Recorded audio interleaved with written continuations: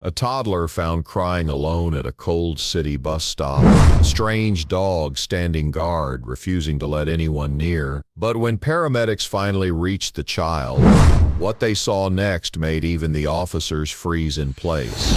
This one's unforgettable, but before we get started, tell us in the comments what you'd name a loyal dog like that, and hit that subscribe button so you don't miss what this heroic pup does next.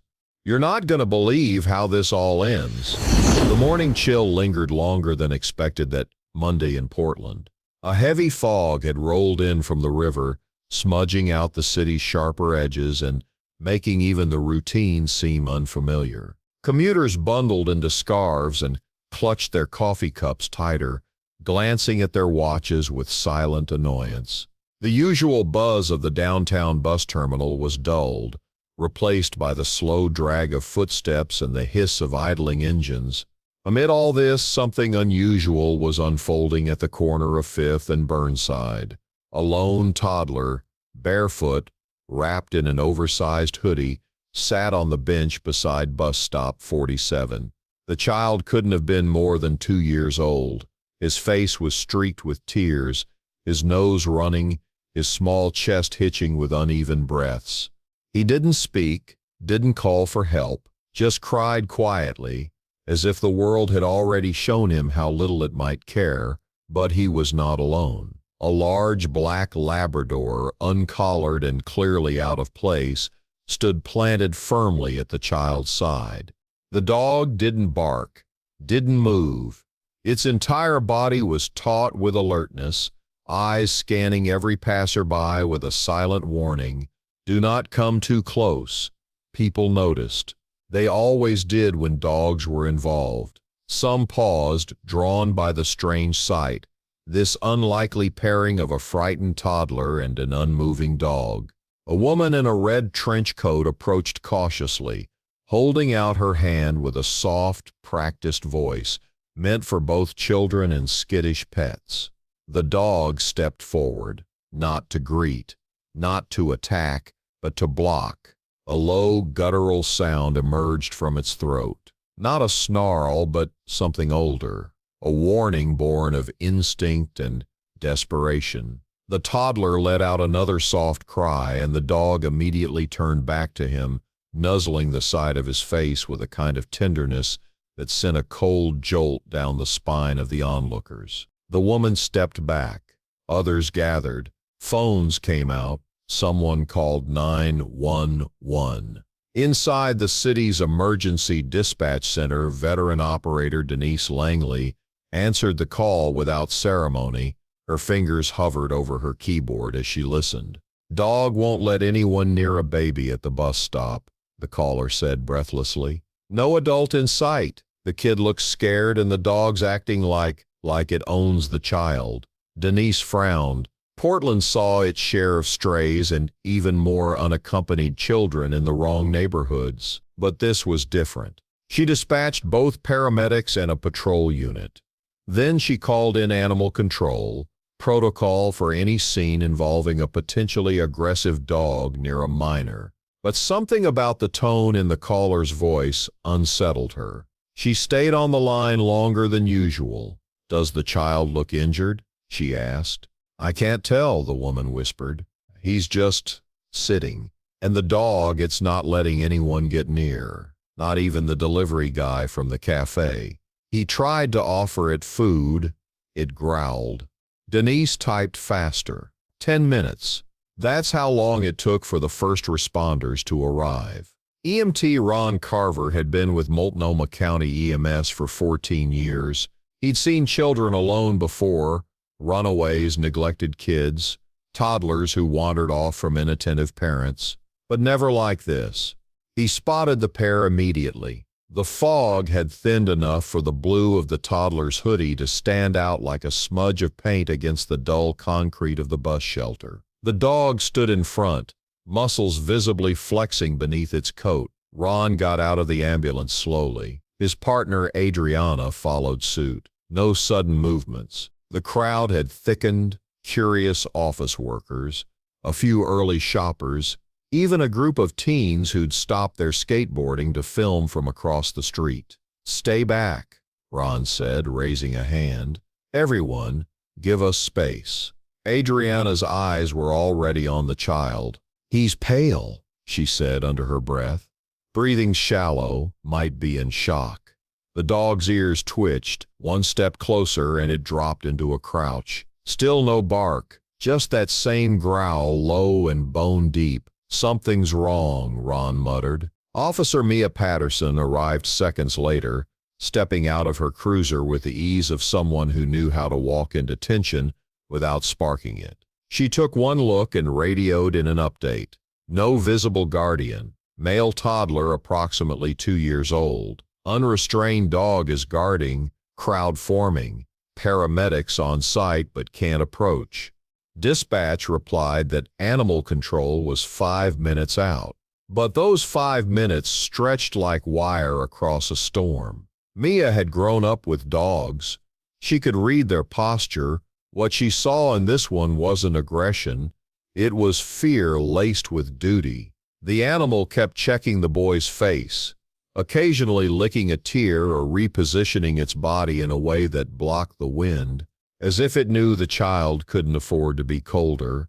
A distant siren wailed. A city bus rumbled past. Still the dog didn't move. Then the toddler tilted sideways, just slightly, but enough for Ron to notice the bluish tinge forming around the lips. "He's losing oxygen," Adriana said sharply. "I don't like this. We need to get in there." Ron nodded, stepping forward again with measured slowness. He knelt, setting the medical bag on the pavement and unzipping it.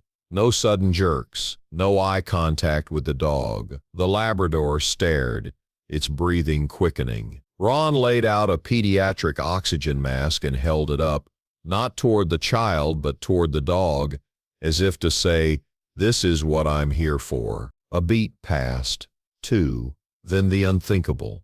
The dog backed up, only slightly. A half step, enough for Ron to approach the bench without being bitten. It still growled, still watched every movement. But it allowed him to kneel beside the toddler and place a hand on the boy's chest. "Pulse is weak," Ron called out. "But present, no obvious trauma." Adriana moved in behind him, starting vitals. She gently lifted the boy's arm to check for marks, bruises, anything. That's when she saw it. A deep red welt across the inner elbow. Swollen, angry. "Injection site?" she asked aloud, confused. "Or bite?" Ron shook his head. "Could be reaction, allergic, or something else." That's when the dog barked. Once, sharp, loud. Everyone jumped. The child flinched. Then the dog turned and bolted, not toward the crowd, not away, but toward the alley behind the bus terminal. "What the hell?" Mia started, already sprinting after it. Adriana looked back at Ron. "You okay alone? I got him. Go." The child was breathing better now under the mask, but his eyes remained half-lidded. There was something distant in his gaze, something that hadn't come from lack of oxygen alone. Adriana followed the officer into the alley. The alley behind 5th and Burnside was littered with old crates and the sour smell of wet cardboard. The dog was already halfway down, nose pressed to the ground, tail stiff. Then it stopped, barked again, and pawed at something behind a dumpster. Mia approached slowly, flashlight out now. The dog stepped aside just enough to let her shine the beam. A small purse, torn at the edge, and beneath it, blood. Fresh. Not much, but enough to matter. Adriana knelt and lifted the purse, a driver's license. Female, mid-20s. Name Jenna Marlin. Mia turned to Adriana. "Get this to dispatch. Ask if there's a report on her. Missing persons. Recent assault. Anything." The dog had already taken off again, this time circling behind the row of dumpsters, nose still pressed to the pavement. "Ron," Adriana said over the radio, "we found a purse and blood behind the terminal. Female ID. The dog's tracking something. Back at the scene, Ron had moved the toddler into the ambulance. The boy's breathing had stabilized, but he remained unresponsive. His hoodie, way too big, was zipped up to his chin, hiding whatever clothes he had underneath. Except, it wasn't just a hoodie. Ron reached into the pocket, pulled out something hard. A phone, locked, but covered in blood. Now his heart kicked harder. He lifted the hem of the child's shirt. There, across his side, was a bruise. A new one. Not from a fall. Not from an accident. His stomach dropped. This wasn't just an abandoned child. This was something else entirely. And miles away, a woman, bruised, gagged, wrists bound, lay on the floor of a storage unit just outside city limits, barely breathing. Cold creeping up her spine, but her hope was still alive, and it had 4 legs. The storage facility on the outskirts of Portland sat behind a row of auto repair shops, its row of metal units stretching like a spine through the industrial fog. Few people ventured there on a weekday morning. Even fewer noticed the black Labrador now darting between units, nose low, body vibrating with purpose. Animal Control Officer Darren Phillips had finally arrived at the original bus stop minutes after the dog had vanished. By the time he'd been briefed and directed toward the alley, the scent trail was cold, but the officers had radioed ahead.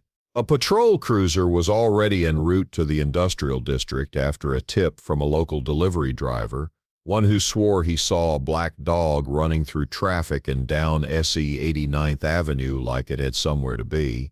It did, and the clock was ticking. Back at the scene, Officer Mia Patterson leaned against the side of the ambulance, breath misting in the chilly morning air. The toddler was stable. The hospital was expecting them. But no one was leaving just yet, not until they understood what they were dealing with. The child, still unidentified, had been scanned for missing persons. Nothing. No active Amber Alerts. No child abduction bulletins. No match in local daycare records. And yet, the blood on the child's clothing wasn't his. Ron Carver handed over the hoodie, now inside an evidence bag, to the detectives who had just arrived. No tags, no name, just that phone we pulled from his pocket. And bruising along the side, Adriana added, intentional. The lead detective, Jessa McMillan, furrowed her brow. Where's the phone now? In our rig. I called in a forensic tech to attempt a soft unlock. Might give us a lead. She nodded and turned toward Mia. Tell me about the dog. Mia didn't look away. It knew, she said simply. That child was in trouble.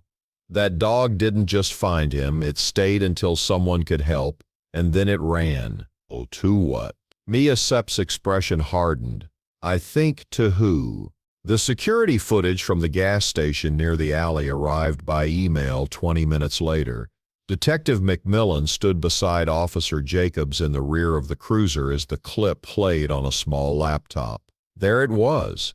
7:43 a.m. The toddler appeared out of nowhere, wobbling across the edge of the lot, alone, wearing a hoodie too large, holding something.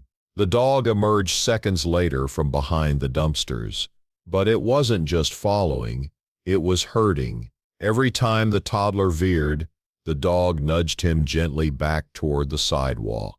At one point, the child stumbled, began to cry. The dog froze, looked around, and then lifted something in its mouth. The phone. That's when the bus shelter came into view. The child sat. The dog sat beside him and waited. McMillan closed the laptop. We need to find where he came from. 10 miles away, the Labrador was scratching furiously at the side of Unit 212 at the Ridgeview Storage Center. His claws scraped metal, and his whimpers had risen to high-pitched cries. He circled, barked twice, and then sat, staring at the door like he expected it to open by itself. Inside, a weak cough, the kind that rattled through bruised ribs. Jenna Marlin had been drifting in and out for what felt like hours. Her mouth was dry, her limbs tingled, The cold seeped through her sweatshirt, and her thoughts, disjointed as they were, kept returning to one thing. Her son. Where was he? Had they taken him too?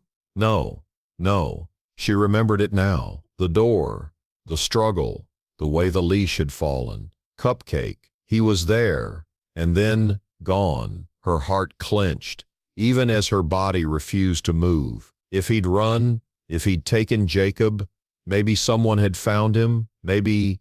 The bark again, louder, closer. She turned her head with effort, eyes falling on the thin crack of light at the bottom of the storage door.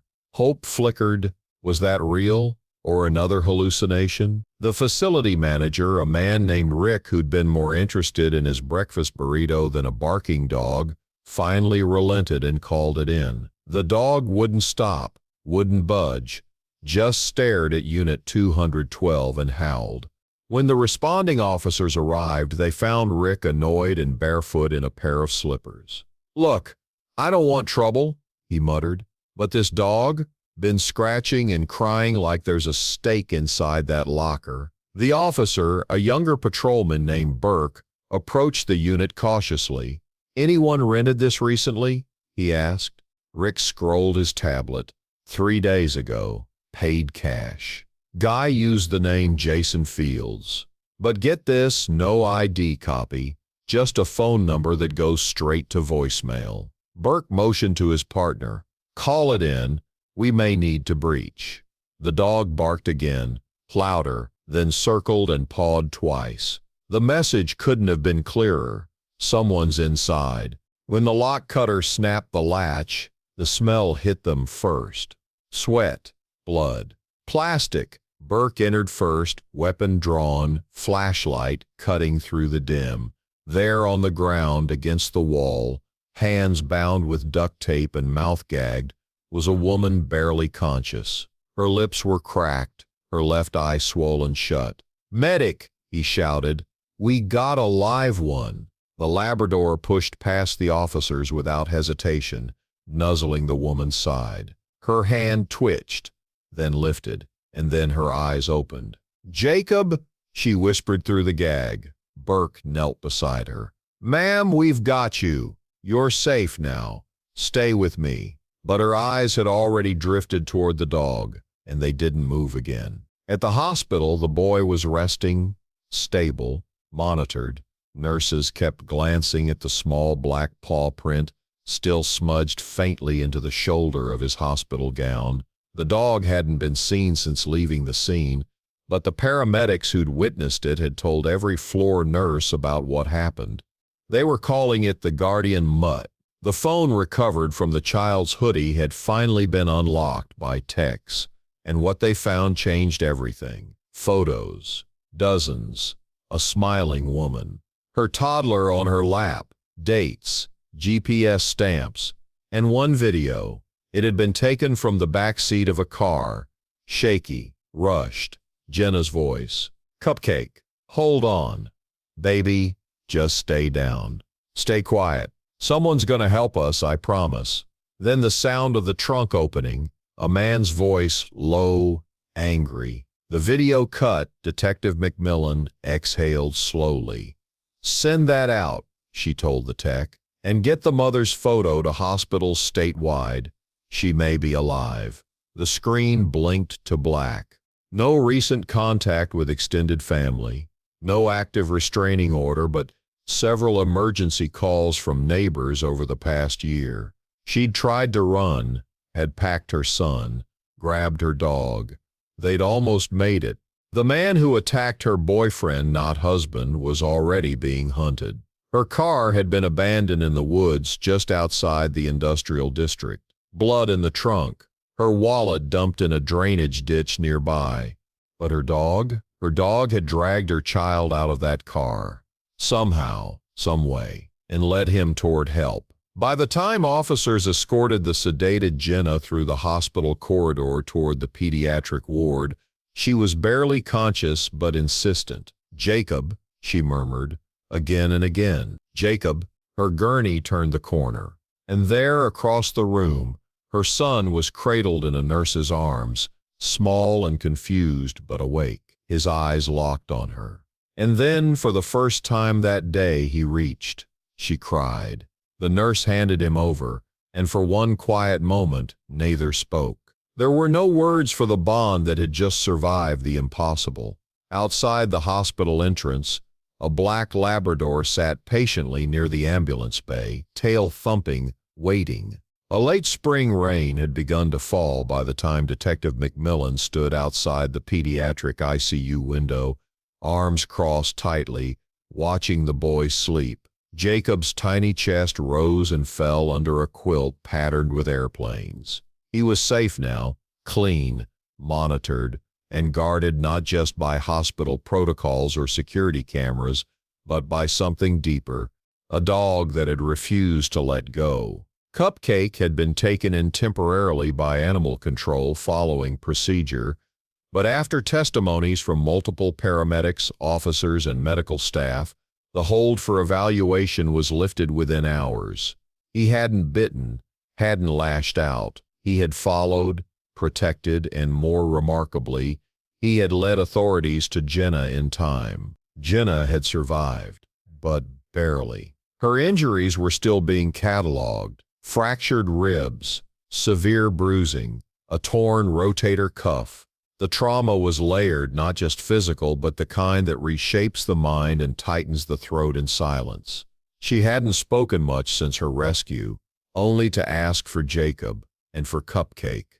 The hospital had initially denied the request to reunite them until a nurse quietly relayed how the toddler hadn't spoken a single word since being admitted, despite being medically stable. So the decision was made, an exception was allowed. They brought Cupcake in through the staff entrance. He walked on a leash held by Officer Patterson, though he needed no restraint. His body language had shifted, less alert, less taut, with purpose, but still carrying that glimmer in his amber eyes, the kind only dogs seem to have, the kind that says, "I remember what matters."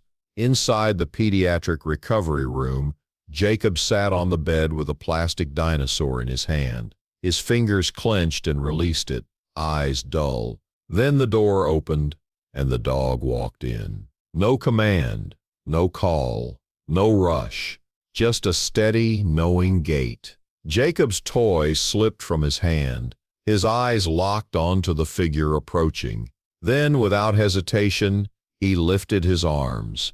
Cupcake stopped at the side of the bed and pressed his nose to the child's shoulder. A soft sound broke the silence. Not a word. Not yet. Just breath. Just relief. Jenna wept from her wheelchair. Her arms trembled, and her lip bled from how hard she had bitten it. But she didn't look away.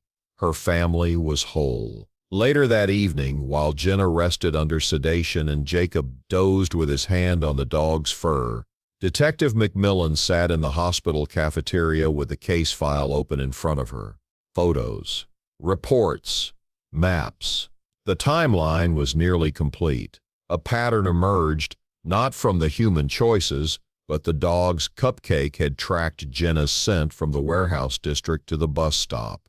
Detouring only to nudge Jacob into sight where someone would notice, every action rooted in loyalty, McMillan closed the file. You could train a dog to detect seizures, to identify diabetic shock, even sniff out tumors.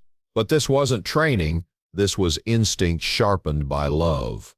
News broke quietly at first. A small segment aired on a local station. Dog protects toddler leads cops to missing woman. But the story had weight. It traveled. In under 48 hours, media vans lined the hospital parking lot. Headlines ranged from the dramatic to the poetic. Guardian dog leads to Mother Sep's rescue. Abandoned toddler found with dog refusing to let go. Loyal pup cracks a crime police couldn't set. But the story had weight. It traveled. In under 48 hours, media vans lined the hospital parking lot. Headlines ranged from the dramatic to the poetic. Guardian dog leads to mother's rescue. Abandoned toddler found with dog refusing to let go. Loyal pup cracks a crime police couldn't. Jenna didn't speak to reporters. She barely acknowledged the press at all, but she did release one statement. He stayed when no one else did. He never left my son's side. I don't know how he knew, but he knew. I'll never understand it, but I'll never forget it. In the days that followed, Cupcake became more than a local hero. A petition began circulating. Award him an honorary title. Portland PD had never issued such a designation before, but pressure mounted. 2 weeks later, the ceremony was held quietly in the hospital garden courtyard. Only close staff, the responding officers, the paramedics, and the small family attended. Cupcake wore a vest that read Service Companion in Training, a title he'd been given before the incident, but it had a new patch stitched into the front pocket now. Honorary K-9 Protective Service Merit.